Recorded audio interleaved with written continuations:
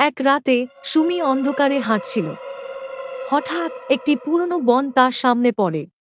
বনটির ভেতর ঢুকতেই সে অদ্ভুত গন্ধ অনুভব করে। বনটি যেন জীবন্ত, প্রতিটি গাছের মধ্যে এক রহস্য লুকিয়েছিল।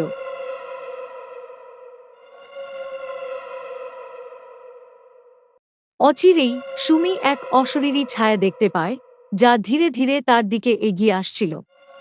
তার হৃৎপিণ্ডের স্পন্দন দ্রুত হতে শুরু করে। সুমি পিছিয়ে যেতে চায়, কিন্তু তার পা যেন মাটির সঙ্গে আটকে গেছে। ছায়াটি আরও কাছে আসে, সুমির আত্মা চিৎকার করে ওঠে, কিন্তু কোনো আওয়াজ বের হয় না।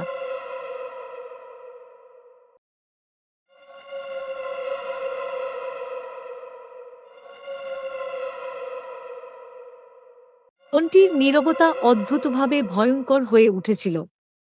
পরদিন সকালে সুমির পরিবার তাকে খুঁজতে বের হয়, কিন্তু বনটি যেন তার অস্তিত্বকে গ্রাস করেছে। সুমিক কোথাও পাওয়া যায়নি। স্থানীয়রা বলে এ বনকে কেউ অতিক্রম করতে পারে না, কিন্তু সুমির নিখোঁজ হওয়ার পর সেই বনটি যেন আরও ভয়ঙ্কর হয়ে ওঠে।